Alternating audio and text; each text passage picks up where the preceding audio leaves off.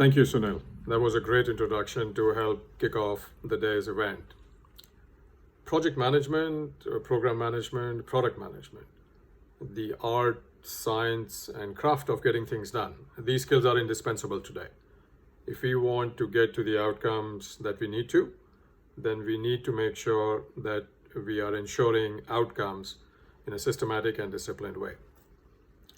So, a great event. I also want to thank UCB and PMI Belgium for making the idea of this event a reality.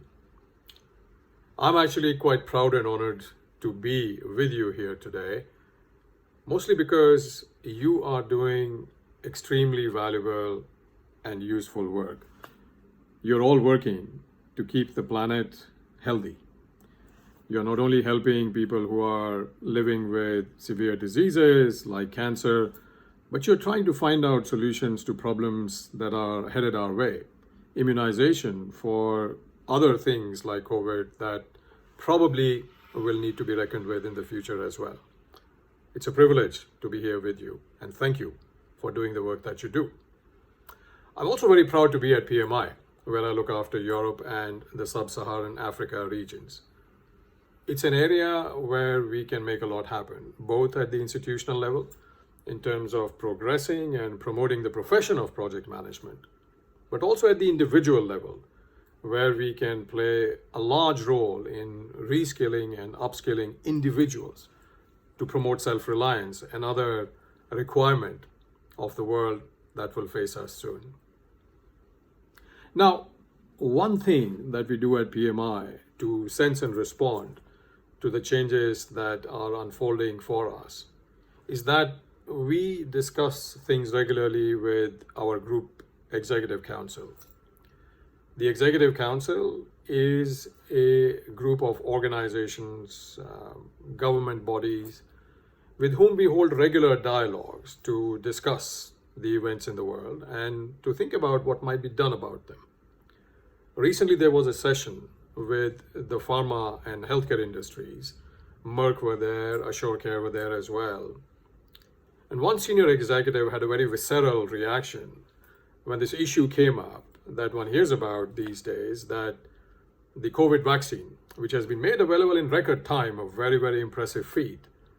So some corners must have been cut, and this executive reacted quite strongly and effectively said, you don't cut corners where people's health is concerned. You don't cut corners where you're developing a vaccine which will be administered to billions of people. And that was well said. So how does one create a vaccine, create a system which at its best will see millions of people getting vaccinated every day for the next year or so, possibly even beyond, so that the bulk of the world's population is protected from COVID? Fundamentally, things have to change in the way we work. And therein probably lies the secret of how one can get unheard of speed in developing a mission-critical solution. It requires sharing. It requires exchanging ideas and tools and information. It requires questioning received wisdom. Above all, it requires collaboration. If you think about all the people, all the equipment and tools and organizations which had to come together and work together to make this happen, then you begin to see the sort of challenge that this represents. And it helps then in such situations to ask not just what do I know, but also what is it that I might not know in tackling this problem. What might be some things that others might know, and how can I combine with them? How can I leverage this joint expertise to pull a solution together? So collaboration, in other words. And it's not a surprise that collaboration is now on the agenda of business leaders everywhere. Even at PMI, we are developing solutions. Wicked problem solving is one, which is all about collaborative problem solving. It also helps, and we were talking about it just yesterday in a council discussion, to think of this concept called left shift. And this is the idea, not necessarily a new one, but a very relevant one now. This is the idea that one needs to shift towards the initiation of the project the solutions, the mindsets, the behaviors, the resourcing, the leadership that is required to make the eventual project a success. So anticipate, work with pre-mortems, work with anticipating the risks that will need to be overcome to make the project a success, and do that right up front. And research has shown that that will maximize the probability of project success eventually.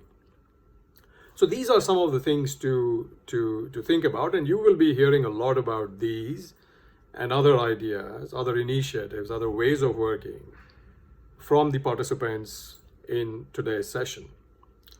Allow me now to leave you with 3 things based upon PMI's research that speak to the subject at hand. The first one has to do with skills and continuous learning. It is a given now that we will need to learn continuously. And here, I would encourage you to aim higher. We usually see 3 or 4 levels of skills, starting from the most entry-level ones to the expert-level ones. But there is a 5th level, and that's the level of mastery. I encourage you also to think about different kinds of more adaptive skills as well. So mastery is perhaps for more stable environments, takes a long time until you become a real guru at what you do, both in terms of thought and practice. Whereas adaptive skills are more about the things that you need now for the project or the task at hand. And it is important to think about both and balance both. So continuous learning, a constant tough look at what is it that we know and what is it that we need to know. The second one is technology. And at PMI, our point of view is that technology is fundamentally a tool. It is something that augments human expertise and capability. There are some things that technology does very well, and that's crunching of data, looking for patterns, and so on. And technology should be used for that, but not as a replacement for human ingenuity, creativity, and human skills like empathy. And that brings me to the last one. These are what we at PMI call power skills, but they are also known as soft skills. Traditionally, we have heard about the importance of skills of leadership, skills of teamwork, skills of innovation and creativity. And these days, there are newer skills that need to be learned. Conflict resolution, how to lead teams when the going gets tough. How do you react and still get the job done? Skills of psychological safety, how to make sure that productivity stays up, but so do the people. It doesn't help if the job gets done and the team gets burnt out. These are all learned skills. And in fact, there is study after study that shows that in the future, the skills that will be valuable for the workforce that's coming in, for the workforce that's there and developing, are going to be these human skills. Empathy, collaboration, some of the other things that I just mentioned. It's these 3 things that I would encourage you to bear in mind: continuous learning, technology and its role as an augmenting concept, not as a replacement concept necessarily, and power skills or soft skills, the ability to recognize that we can't do things alone, that other people matter. You will be hearing a lot about this today.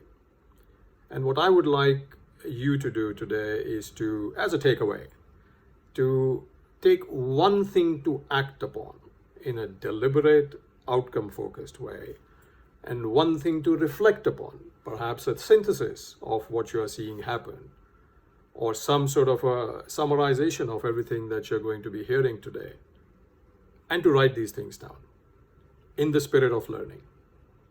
I would like to thank you once again for being here today, for listening to us very patiently. I would like to thank you again for the extremely important work that you do, and I want to wish you a great session ahead. Thank you. Bye for now.